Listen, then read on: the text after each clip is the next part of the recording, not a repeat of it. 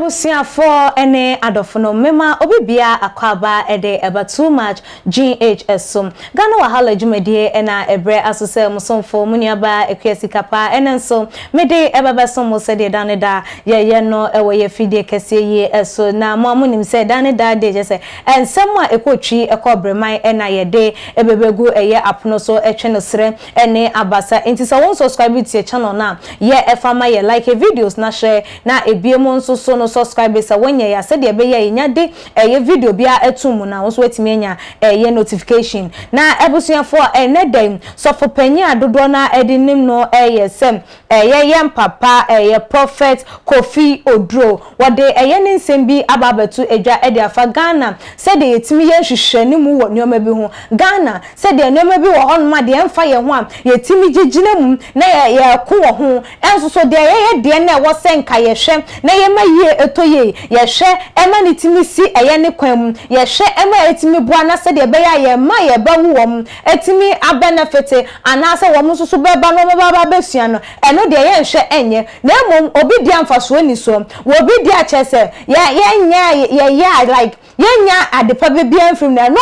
ene ye ba gine ye nim wo ho ne aye ne akasa ha Ghana for de we wo mo do mo ye ade o wo mo do eye wo man no wo mo po man na asem na so wo mo ade de na wo megai ede ato eye eho no na denti ena ema no ekasa eye ensem ewe na nsenta mu hu se eye Nigeria for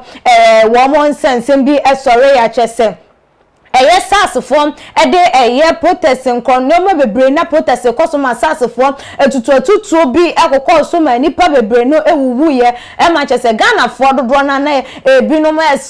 send wo condolences ene ne ekeka eye won a wo mu chemu se wo mo ne eye Nigeria for dem wo mo eye one na eno ena chese wonam so wo kasa efa eye ehun na no kwasiada no ena wode eba so esem ede na yetimi ayama eye takrade fon da wo mo eyiraye Legon professor Emmanuel ya obeni wo wu ye den na yetimi aye justice ben yetimi apem ede amanuom ye nua be ma chese JB dankwa edu ni wo justice ben ene yetimi apem ameswali justice ben ene yetimi apem enkofo bebre wuwu a chese ehun be nya sen na nke ye pe justice ede ema wo mo atentenene ede ema wo mo nso ye de ni nyina ye bu ye ni aguzu nanso emram abrantia ni din ede George Floyd Kofi chese opposifo ekotena ne kwanso I can't breathe chese wodi ewu ye ene be hwe Ghana fo ene emu celebrities ene minua bema ena say chese ne protest crampo na Ghana fo nya crampo nkombe protest bi ede ama wo mko betena o my Ghana mu aye protest aye demonstration ewo kwanso ede ama George Floyd nanso so de ehu ehia ewo ye die mu a wo se ye hwe ne ye no eno de ye enfa enye nti wo buza se enti Ghana ye dwen ye mayi hu ana se ye de enkofo de hu ena ye hwe ese enye ye ba ye de ye ntimi enhwe emanu enye ye na sei ena ode ne nsem no etu eye edwa. I was wondering and thinking about what kind of absurdity was that. Where is the justice for the Takrade girls? Where is the justice for JB Dankwa? Where is the justice for Professor Yaubeni? Where is the justice for Marcus, the one who was killed in Sogakope? Where is justice for Mark Ofori in Takrade? Where is the justice for all these people, including the MP who was brutally murdered recently? Where is the justice that we can hypocritically divert very quickly? Justice for George Floyd. Where did we meet George Floyd? Did you attend school with him and yet you are demanding justice for him? This is very interesting. We ene papa prophet Kofi Oduro nensema wodi etu edwana wo busa sem enti sa nya atwom sa like ye pobi asem yetimi do ye yonko na ye de atan ye ho sa esu na wo Ghana fo ye mu no wo busa se ye nya free hin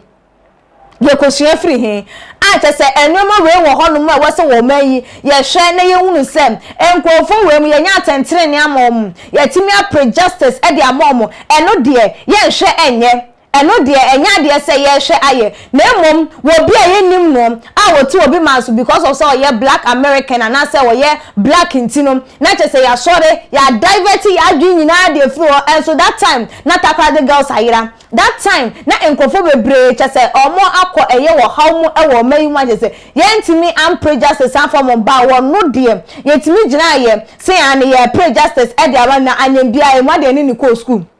e mo de ye ne tina eye classroom anase emwade chese yenim no wo bebe ye demand justice e de ama wonom enso so ye de ye ntimi demand eye justice emfa emant wo busasem eye what eye hypocritical eye divert na etimi e divert ye adwen e de ekono na ebusuafo wutie eye ye mpapa ensem a does it mean say Ghana ye mpeye die ye anase ye hwehwani mu na ya na ye because ya nsem a wo kan wutimi hu say ensem no odi se wo kan wutimi hunu wa wude wutie eye ne nsem a wodi etu eja takwade girls for yira ye ebesi enne ye hu wo mu ye ntimi empre eye atentene ne emfa emma eye enkwada wo mu aye wo mu di sabon for some kidnappers obehu e na obeti ya chiwe obehu ye se wadwane obehu ye se ye hwe eye typhoon eye landlord krampo wo ku eye ne tenant krampo na eye ti ya ne se eye landlord no chese ne ba no wadwane afi prison wono ma ye hu no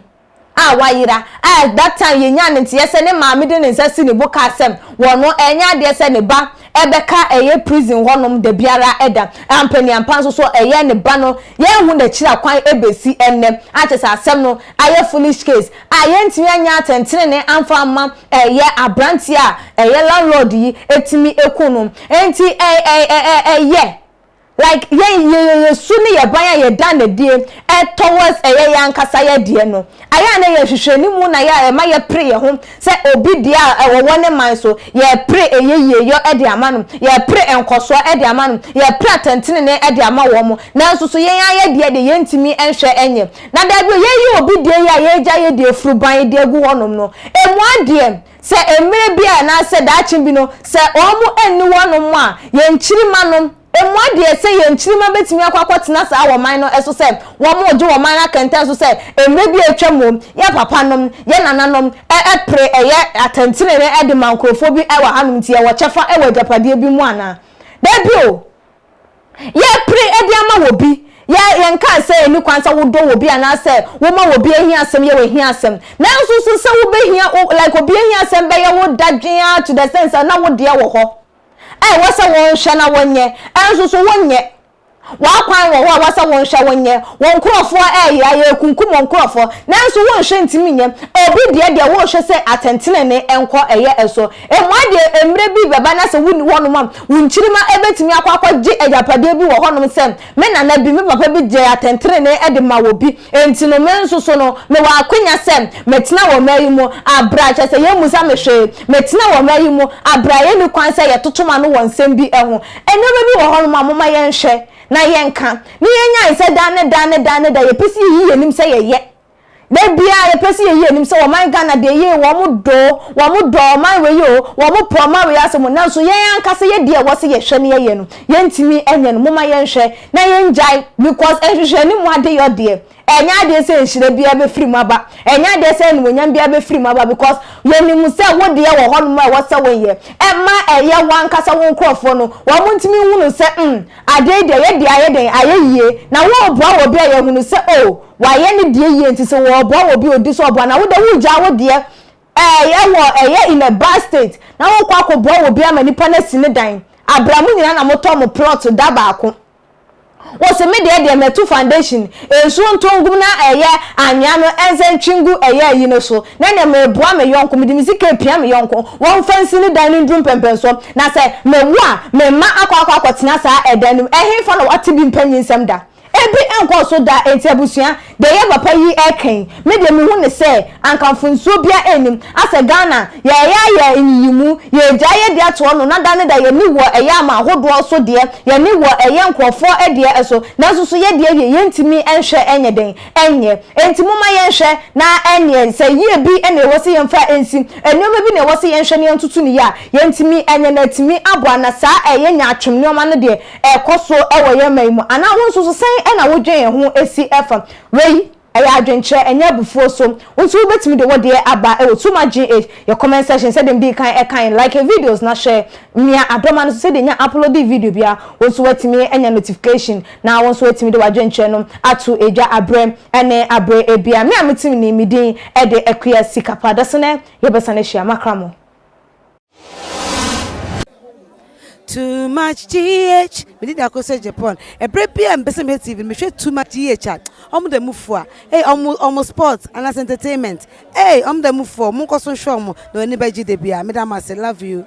Me did the Isaac Ojampo. But me and family the great tempo. Bring. One man come when you share too much GH. Too much GH. More too much. Na me so me I'm more fire. Too much GH.